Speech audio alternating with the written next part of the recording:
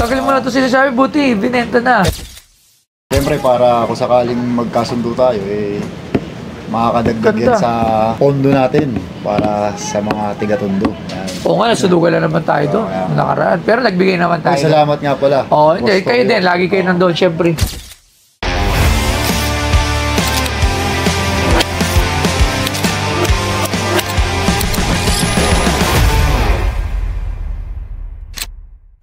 Next!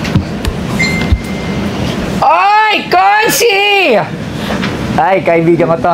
Kagawad Ian Alban ng District 1. Tondo.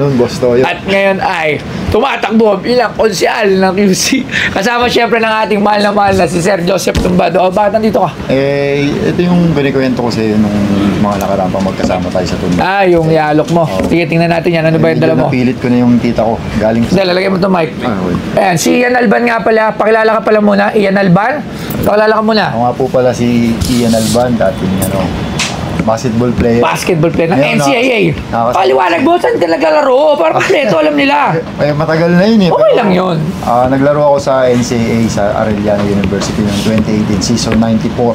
Ayan, at ang idol niya ay walang iba kundi si Westbrook. Na ngayon ay medyo wala na. Wala na, pero at least yung explosiveness ni Westbrook dati hindi matatawaran yun. Sige, nabanggit mo na yun sa akin dati, may bibenta ka na parang gold bar. Galing sa BPI ito, sa kita ko. Oo, so dala mo na siya ngayon. Mukhang napilit mo na. Tagal ko nang inaawitan sa'yo yan. Tignan natin. Ay, putya.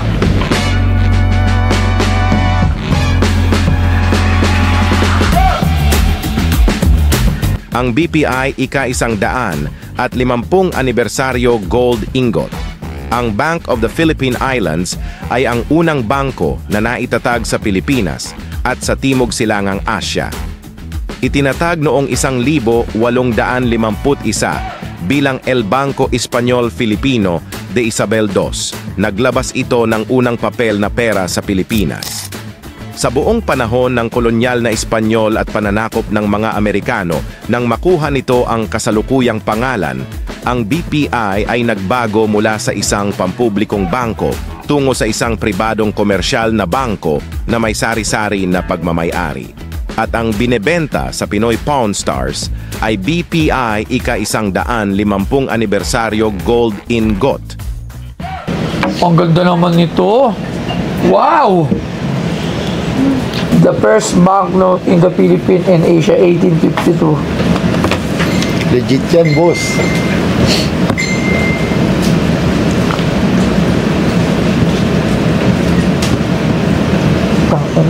Ganda nito, agago to Tangina, saan nakuha ang tita mo to? May matagal na nag-work yung tita ko sa BPI. Grabe. Ganda nito. Magkano mo naman ito pabenta? Tayo naman, magkaibigan naman tayo. So... Alam nyo ba na ang Cellboy ay isa sa pinaka-top distributor ng cellphone sa buong Pilipinas?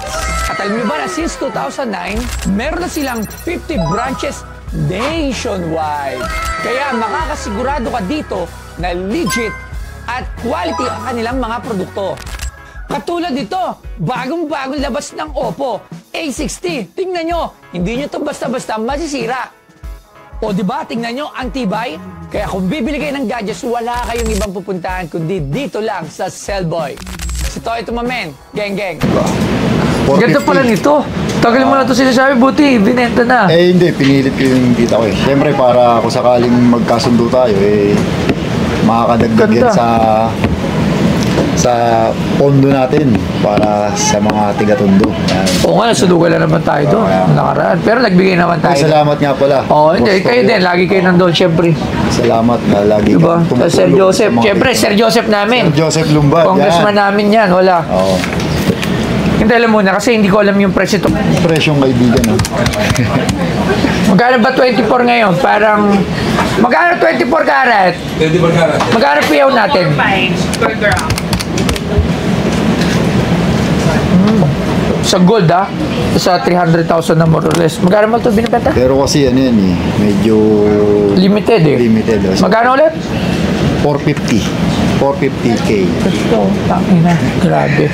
Tawag muna tayo ng expert para malaman. Siyempre, ang sanay sa ganito si Sir Arman. Sir Arman! Pasok! Ang ganda, hindi ko... Gusto ko to. Legit yan, legit. Grabe. Sir Arman, magandang hapon sa'yo. Good afternoon, sir. Isa ata to sa pinakamagandang item na nakita ko. Yes. Oh, maganda talaga yan. Curious talaga ako sa mga gold. Alam mo naman. Actually, mayroon din ako nakuha niyan 2 weeks ago. Golden. Ano ba to? Banknote eh. Hindi Ano siya? kasi, parang commemorative. Ang BPI ba ang first banknote na naglabas? Pesos Fuertes eh, nakalagay. Ganito yung storya niyan na nung panahon ng Espanyol, kauna-una ang bangko ng Pilipinas, yung BPI. Bangko Espanyol. Ito nakalagay oh. Bangko Espanyol. Filipino Isabel. Ba't ganun? Yun nga kasi nung panahon ng Kastila, yan ang kauna-unahang bangko natin sa Pilipinas, yung BPI. So, yan yung bar na yan, yung hawak mo, kino-commemorate niya 150 years na existing nung BPI siya. Kasi before, hindi pa siya parang commercial bank or something na kagaya ngayon eh.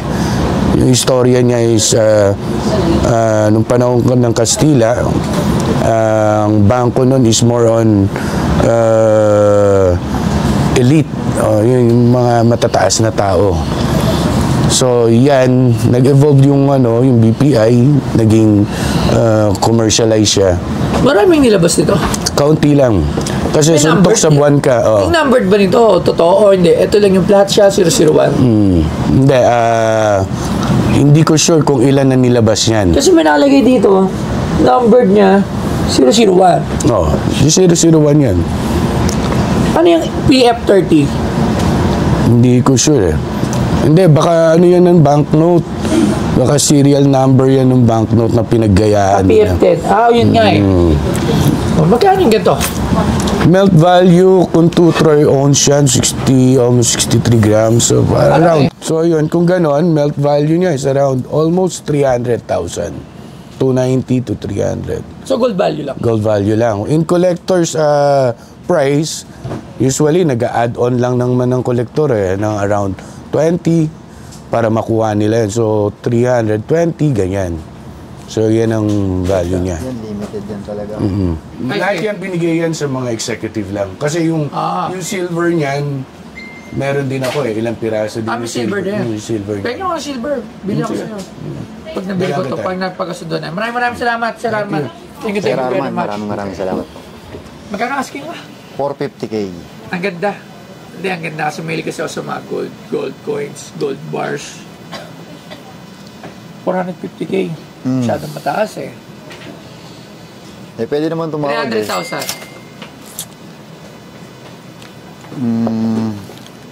Baka pwede pa natin malagdagan konti. Magkano? Wait lang, nahiya kasi ako dahil magkaibigan tayo, pero kasi limited yan. Tsaka yan, gagamitin natin yan. Yung mapagbebenta niya, gagamitin natin yan. Hindi yan, binigay ng tita. May mabait din talaga. Hindi, sinabi ko rin talaga sa tita ko na yung pagbebenta niyan, talagang hindi naman mapupunta sa akin. Baga, tutulong natin dyan sa tondo. Tulad ng mga ginagawa natin pagka meron. Pero oo nga, bilib ako sa'yo kasi hindi ka naman ganun kayaman. Marami ka lang pera. Wala. Pero, di ba yung pagtulong sa tao, lalo sa mga kalugar mo. Baka Ian Alban yan, si Kagawad. Nga pala, nahanap ka ng mga tiga-tondo. Ano daw ba talagang decision mo? Kasi every time na umiikot kami ni Sir Joseph Lumbad, ikaw ang hinahanap ka din. Malaman pa natin na hindi pa... Pero palagi sila nagpapasalamat Pero sa'yo. isa lang ang ginagaranti ako doon. Solid tayo kay Sir Joseph Lumbad. Oo naman. Siyempre sa'yo, dadalhin natin yan. So, ayan. So, siyempre sa lahat ng nakanood dito, sa tropang tondo natin, ha? Sir Joseph Lumbad lang, tsaka si Gawad Ian Alban para sa konsyal, tsaka congressman. Ako, hindi ko pa alam kung ano talaga. Pero sasabihin ko sa inyo soon kung ano ba talaga ang aking plano sa buhay. Yeah. Dito muna tayo. 320. Para 350. Yan, yung huli ko, 350. 350. 340. 350. Para at least ano naman yan eh. Para naman sa mga kababayan natin yan sa Tondo. Sigurado ako papayag ka na, ikaw pa eh. Sige, 350. Gusto ko talaga to. Yan. 350,000. Maraming salamat. Thank you, Boss Toyo. Kagawad. Okay, thank you. Kagawad at soon to be konsehal ng Maynila. Thank you. Ian Alban. Galingan lang natin. Maraming Shout out, salamat. Sir Joseph Lumbad. Ayan, shout out syempre kay Oh. Sir Joseph Lumbad, ang aming congressman. Ayan, thank you. Ako nga pala si Ian Alban, kagawad sa Barangay 85 Zone 7 sa Tondo. Dati akong basketball player ng NCAA sa Arellano. Ayun naman, sobrang bait ni Boss Toyo talaga. No? Sinabi ko na yung mapagbebentahan is itutulong namin sa taga-Tondo talagang, yun nga, pumayag siya talaga. So, maraming salamat kay Boss Toyo na palaging nandyan sa oras ng mga pangangailangan ng mga taga-Tondo. Sa mga tulong, sa mga nasunugan, sa mga nasalanta ng bagyo. Maraming salamat kay Boss Toyo talaga.